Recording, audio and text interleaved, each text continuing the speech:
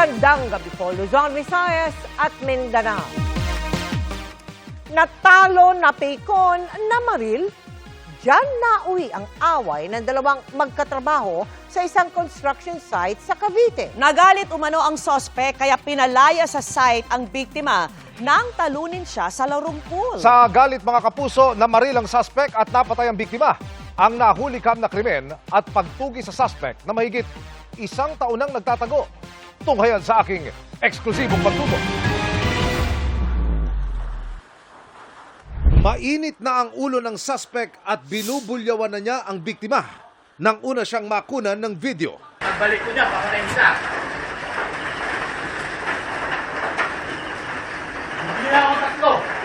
Pilit daw na pinapalayas ng suspect ang biktima sa construction site kung saan sila kapwa nagtatrabaho. Ang dahilan, napikon daw ito sa larong pool. Kailangan kita. Polis ka na. Hindi nagtagal, sinugod na ng suspect ang biktima. Ano?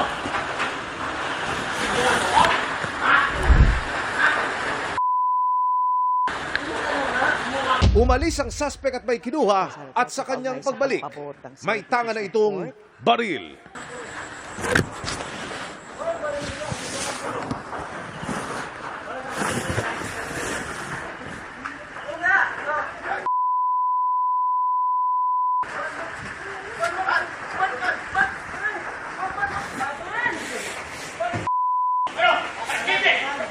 Mapuputol ang video recording pero dito na raw nabaril ang biktima ng suspect na mabilis na tumakas.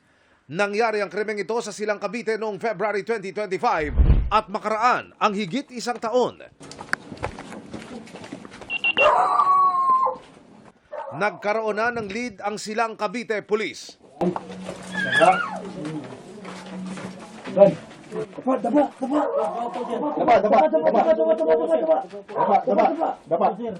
Naaresto na ang suspect sa murder case na ito. Kamay sa ulo. Kamay sa ulo. Kamay sa ulo. Kapkapang. Nasurpresa ang suspect na inabutan ng mga pulis na natutulog sa sala ng bahay. Nakakuha tayo ng information given to us by our barangay officials and group leaders na bumalik itong akusado doon sa kanyang asawa sa bahay niya ro sa lugar nila. 1 year and 5 months na itong kaso na ito na kung saan ng ating suspect ay nagtago na after the commission of the crime. Case closed na ito kung ituring ng PNP. Ang binanggit ng ating akusado, kaya niya daw naparil itong si biktima, ay natutulog na siya di umano at kinukulit daw siya sa sobrang kalasingan, kinukulit siya.